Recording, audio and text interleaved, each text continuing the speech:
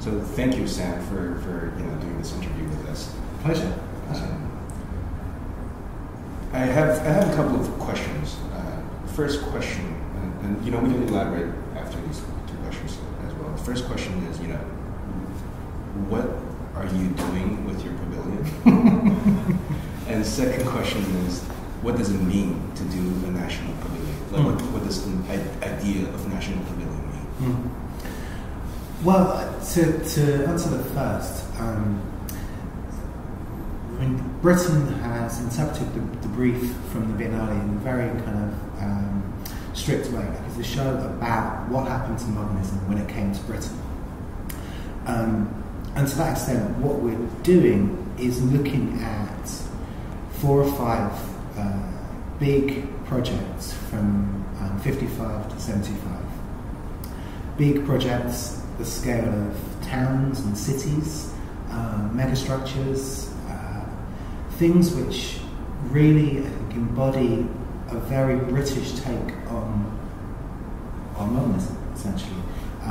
At a period where post-war reconstruction had got to a point where there was enough expertise, enough confidence, enough public and political and financial support in order to build absolutely gigantic things, but also to build them with a certain sense of confidence, and we argue with a kind of national flavour, a kind of idiosyncrasies which are particularly British, which have infused with the language of international modernism, which make them things which couldn't have happened anywhere else.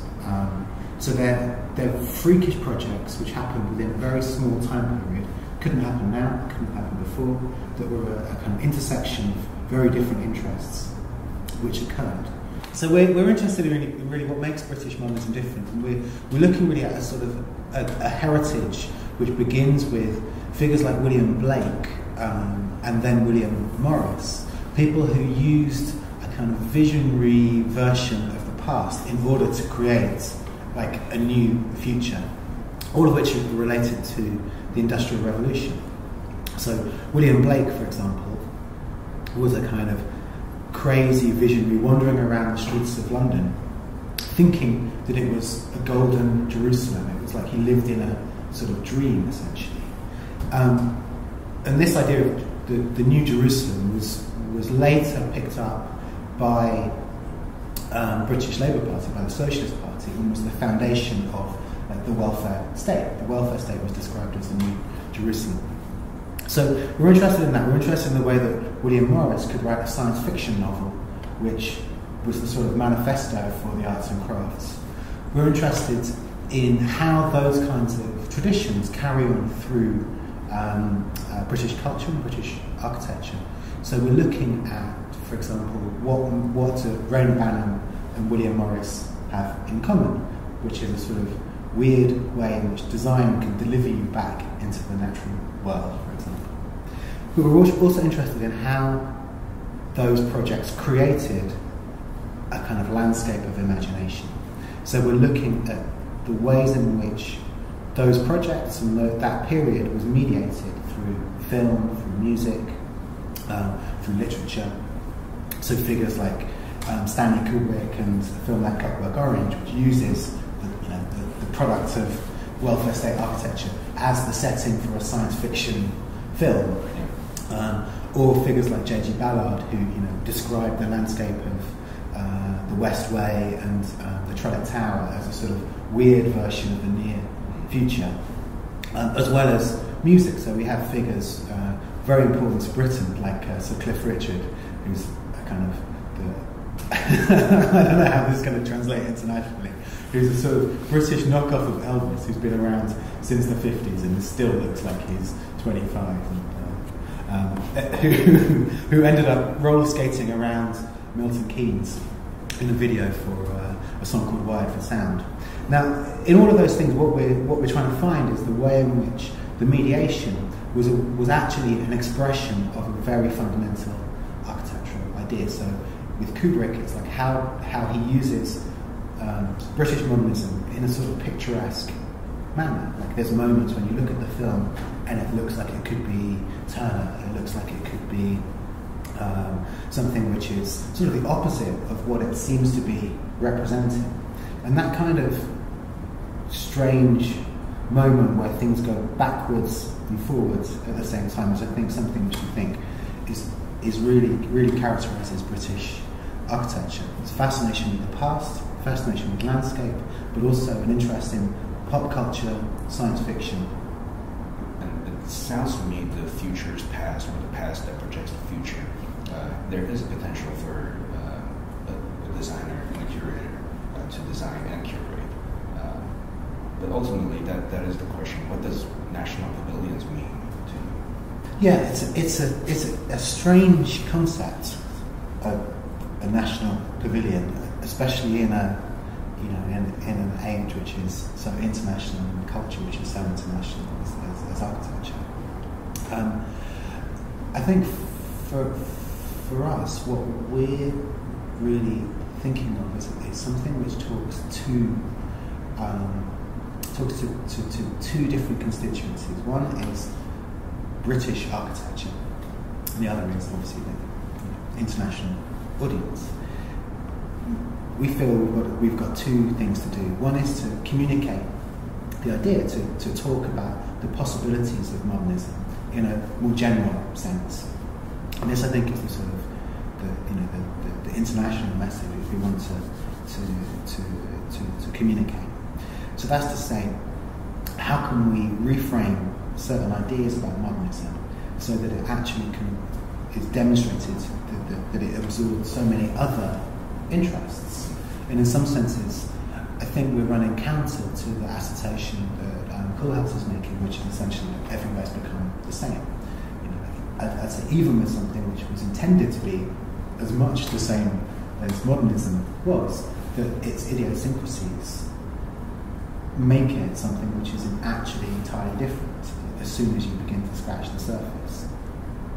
What we're also trying to do, I think, is a project which is essentially to rewrite the history of British architecture.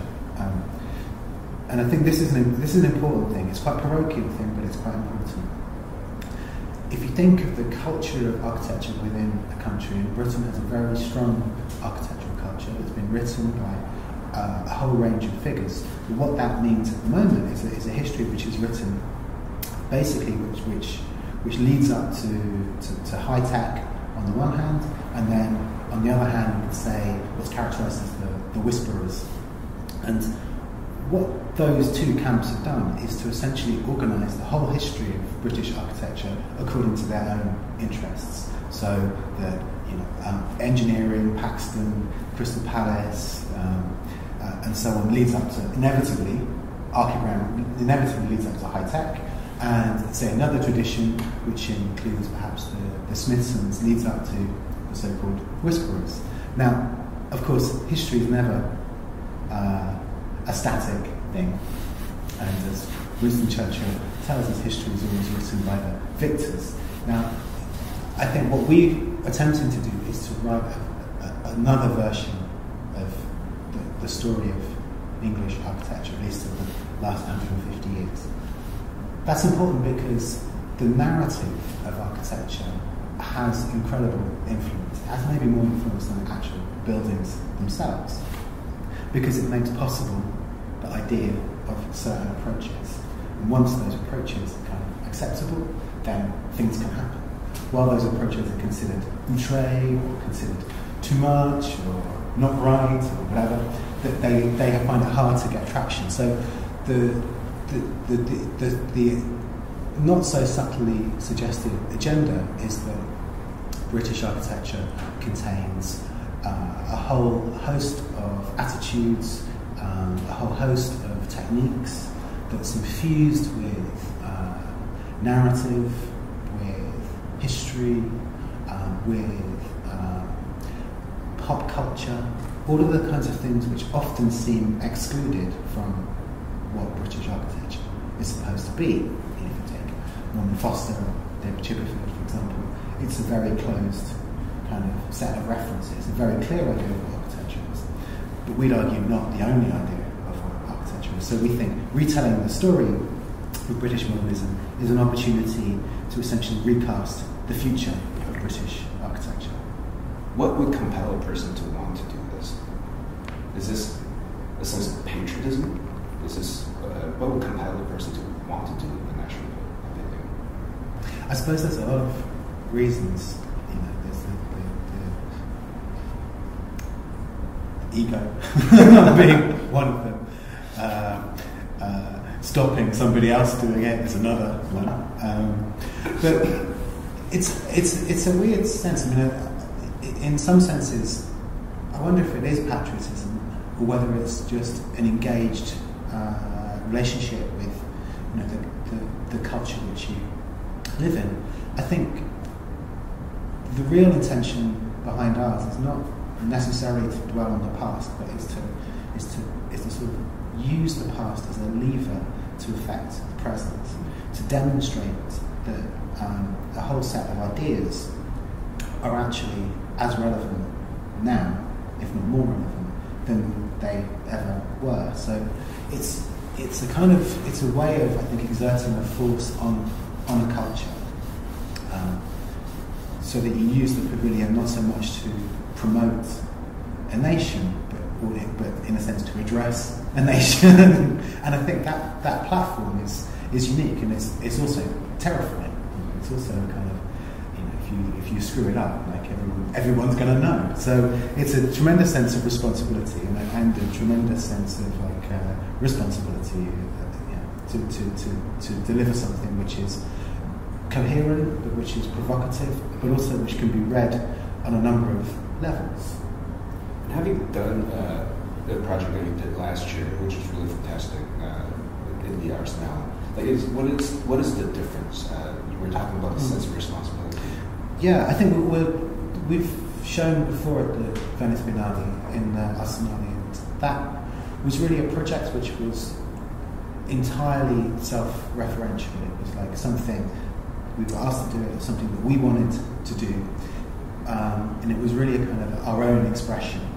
In this case, I think it's a very different project. This isn't about us so much. It's definitely not about us as architects and designers, you know, showing off what we can do. It's much more about creating a narrative which has some resonance that we hope that resonates, one, internationally, and two, within our own, you know, small national pond as well. So it has I think it does have a very different responsibility.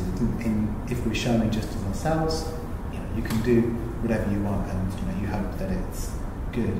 In terms of a national pavilion, I feel there's a much wider constituency that you owe it to, essentially, to deliver something which is good and useful to them.